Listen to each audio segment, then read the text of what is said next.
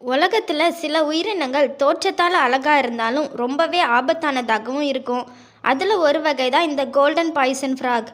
இதோட அழகான தோற்றம் ஒரு பக்கம் மனசை கவரும், ஆனால் இன்னொரு பக்கம் இதோட விஷம் உயிரையே கொல்லும்.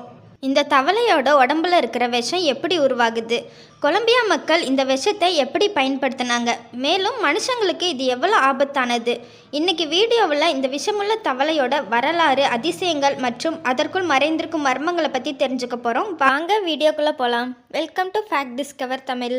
கோல்டன் பாய்சன் ஃப்ராகுன்றது உலகத்தில் ரொம்பவும் விஷமுள்ள உயிரினங்களில் ஒன்றாகும். இது பெரும்பாலும் தென் அமெரிக்காவில் இருக்கிற கொலம்பியா மலைக்காடுகளில் காணப்படுது.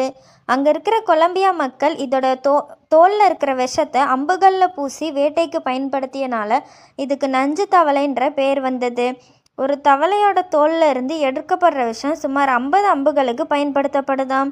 இது 1970 விஞ்ஞானிகளால் கண்டறியப்பட்டது. இந்த தவளையோட தோல் தங்க நிறத்தில் இருக்கும். சில வகைகள் மஞ்சள், ஆரஞ்சு, பச்சை, நீல நிறத்துலையும் இருக்கும். இதோட உடல் கொஞ்சம் சின்னதாக தான் இருக்கும், அதாவது ஒரு காயின் சைஸில் இருக்குமா. தோலோட மேல் பகுதியில் இருக்கிற பாக்டீரியா டாக்ஸினுன்ற விஷம்தான் எதிரிகளை தாக்க உதவுது.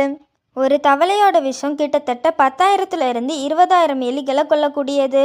மனுஷங்க ஜஸ்ட் தொட்டாலே இதோட விஷம் நரம்பு மண்டலத்தை தாக்கி கொல்லக்கூடியது. மேலும் இந்த தவளைகள் உண்ணக்கூடிய சிறிய புழுக்கள் மற்றும் தேள்களிடத்திலிருந்து தான் விஷத்தை உருவாக்குது. தற்போதைய சூழ்நிலையில் இந்த தவளைகளோட எண்ணிக்கை குறைஞ்சிட்டு வர்றதுனால ஆராய்ச்சியாளர்கள் இதை பாதுகாப்பாக வளர்த்துட்டு வராங்க. அப்படி வளர்க்கப்படுற தவளைகளில் விஷம் கிடையாது, ஏன்னா அதோட உணவுலையும் விஷம் இல்லை. மேலும் இதோட விஷத்தை மருந்துகளுக்கும் மருத்துவ ஆராய்ச்சிக்காகவும்